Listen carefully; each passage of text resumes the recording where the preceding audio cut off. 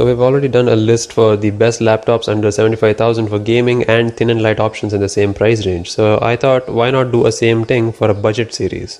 A lot of you have been asking me which is the best laptop to get for students or lightweight users who just want a decent laptop that works under around 30,000 rupees. So let's just do that. Again, this is not the ultimate list that's going to suit everyone. This is something that I would personally buy if I was shopping for a laptop in that price range. So that being said, let's get into it.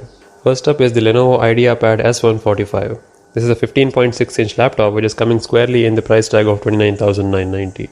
It's a Ryzen 3 powered laptop with 1TB of hard disk drive space, 4GB of RAM and Windows 10 built in. It's rather slim and portable, weighing only at 1.85 kilograms, so it shouldn't be an issue to carry this around. The integrated GFX and the mechanical hard drive won't be very fast, but you can easily replace it with an SSD down the line. There's a separate video on my second channel on how to do that if you're wondering. It comes with the entire Microsoft Office suite built into it, so you should be ready to go out of the box for work from home kind of applications. All the laptops featured here will be linked in the description, so check them out.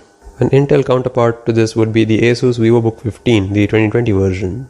It comes with a 10th generation Intel Core i3 processor, 4GB of RAM, 1TB of hard disk drive and Windows 10 built in. It comes with Intel's integrated graphics and weighs 1.8 kilograms. It also has a similar 15.6-inch form factor and it should be fairly easy to carry around. Coming in at a slightly higher price tag of around 33,000 rupees, this is a pretty good option to consider. And while the Ryzen counterparts are more battery efficient, the Core i3 10th generation can slightly outperform the Ryzen 3. So while you won't notice anything in daily use, if you absolutely need to have the best value for money in terms of CPU performance, then maybe you should look at the Intel versions. On a note of aesthetics, I really like how the keys look on this keyboard. While the key feel won't be very good since it is a laptop keyboard and you would very likely need to have an external keyboard and mouse, which we will talk about later, but the shape and the spacing between the keys seems very well thought out, so kudos to Asus on that design. Next up is an entry from HP named the HP 15S. It's powered by the Ryzen 3 3250U, 4GB of RAM, a similar 1TB of hard disk drive space, and Windows 10 plus Microsoft Office built in. The display spans up to a same 15.6-inch form, but unlike the other two, this is only HD, meaning that it's 768p. The other two in this list were Full HD. Of course, with the display size of 15.6, you won't notice too much of a difference unless you really bring your eyes close to the screen.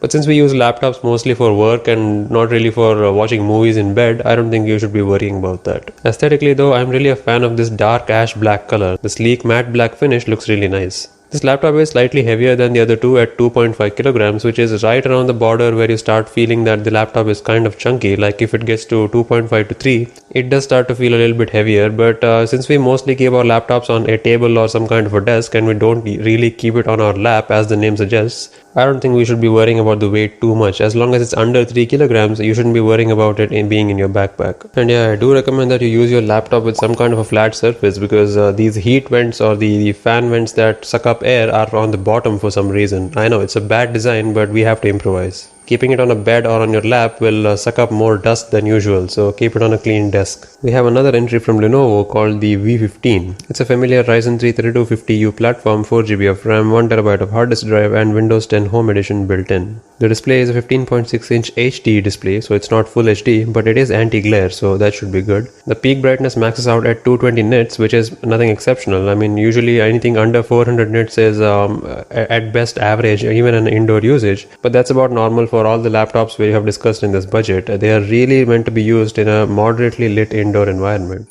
But of course, that's not to say that the laptop is bad or anything. For the price of 30,800, it performs quite admirably and it's worth your consideration for work and student applications. Finally, we have an entry from Acer. It's their Aspire 3 Ryzen laptop. It's powered by the same 3200U platform, a 4GB of RAM, 1TB of hard disk drive, and this one has AMD Radeon Vega 3 mobile graphics. It's slightly heavier at 1.9 kilograms, but again, that's not something that you would notice on a daily use. And that about does it. If you're wondering about battery life, that's one of the advantages of these budget laptops, because since they don't have very power hungry hardware, the laptop's battery would easily last a pretty good time, at least 5 to 6 hours. So while they may not blow you away with their amazing performance, their battery life will surely impress you, especially since you only paid an amount that's equivalent of a smartphone these days. Now again, these 5 laptops are the ones that I would consider using on a daily basis. Now again, I wouldn't use these as is, I would use them with this external keyboard and mouse, because even a cheap external keyboard would feel much better than the laptop's built-in keyboard. There are plenty of great options to choose from, but I'll leave some of my favorites in the description alongside links to all of these laptops in case you're interested to find out more. I hope this kind of gives you an idea on where to start if you're looking for a laptop under 30,000 rupees. Again, if you have any further questions, leave them in the comments down below and I'll be sure to respond. If you'd enjoyed watching more videos like this, consider subscribing and I'll see you with the next one. Cheers.